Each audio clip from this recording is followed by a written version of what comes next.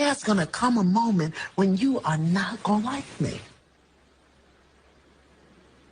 You're going to be highly, highly pissed off with me. And you are going to want to fight me. I give you permission to do all of that. Because in the end, I'm going to win.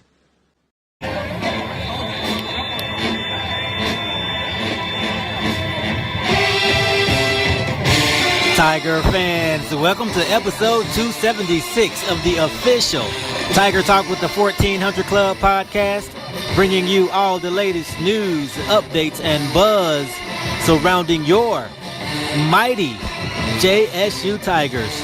I am the Corey C. Be sure to subscribe to the podcast to be notified of all future episodes. Apple Podcasts and Spotify video users, rate and review the show, and everyone, go follow Tiger Talk with the 1400 Club on Facebook and Tiger Talk 1400 on Instagram and Twitter. It all helps the cause, which is the I love Jackson State University.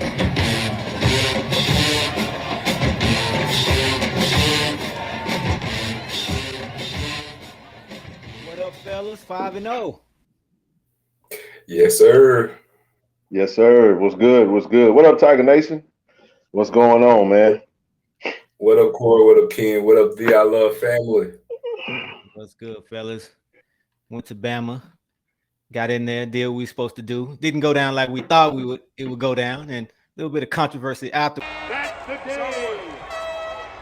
Your final score at this evening: Jackson State University 26, Alabama State University 12.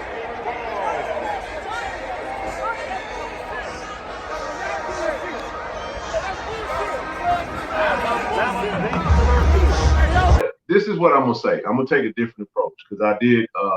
So I'll give you my personal experience with this thing. I was actually leaving out of the stadium. Shaq called me. Big Aristotle gave me a shout. Man, did you see what this? I don't have a clue what he's talking about because there wasn't like a scuffle or nothing that took place afterwards. Yeah. So I was oblivious to it.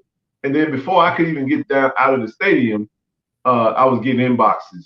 Started seeing. I'm like, oh wow, this happened. So when you first saw it, I had one reaction, and I was like, "What did he put? Like he pushed like, oh, what actually happened?"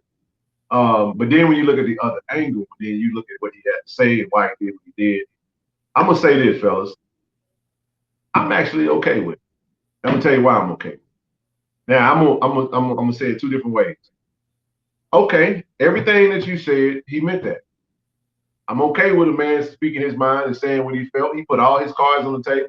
Like Zoe said, there was a lot of, bull junk in the midst of it. I had my emotions about it when I saw the press conference. I also respect that. I didn't really care what was said, but I don't like the, who is SWAC stuff. Like he ain't SWAC, I'm SWAC. I didn't care for that at all. I just thought that was, I didn't even know where he was going with that. But I'll say it this way. If you listen to what he said in his press conference on what he did, he said, you're not going to do whatever he felt like Coach Prime done, and whatever he deemed to be disrespectful. I'm not a man to tell another man what he deems disrespect. What I will say is this. That's how he chose to respond to it. My thing was, I would have respected it even more if you just waved and said, all right, bro, good game, and went on to the locker room. Or when you went to the 50-yard line, I would have did a fist bump. Good game, coach, and just kept rolling. But Coach Prime was caught off guard. He tried to, he dapped him up. That's what we do as men. We dap, hey, good game, baby. You know what I mean? That's sportsmanship. But when you take it a step further and say, I'm going to shake your hand, and he catch you off guard, and I'm going to stiff arm you on the chest, and Coach Prime basically removed his hand off his chest. So when you look at it from both sides, it was what it was. I mean, he did what he did, which he felt like he had the right to stop Coach Prime from giving him a bro hug. And Coach Prime, not knowing what was going on, removed his hand forcefully off his chest. And he had the right to do that too. So I don't even think there's a right or wrong. This is my opinion. I don't look at it as right or wrong from those perspectives. If two men, if what happened. It is what it is. But when you go to the press conference, and you say everything that he said, and you start attacking the man, and he was talking out of both sides of his mouth, because I could dissect it. One of the things I will say that he did say that I wasn't too favorable for, is the part where he said, "You didn't speak to me before the game.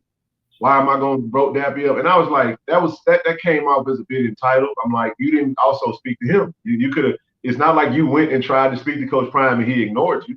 So it can't be, hey, you didn't come to me and speak to me, so I'm going to treat you this type of way. So I just kind of dismissed a lot of that. He showed himself. He was very emotional after a tough loss. They lost homecoming. I know he really riled them up.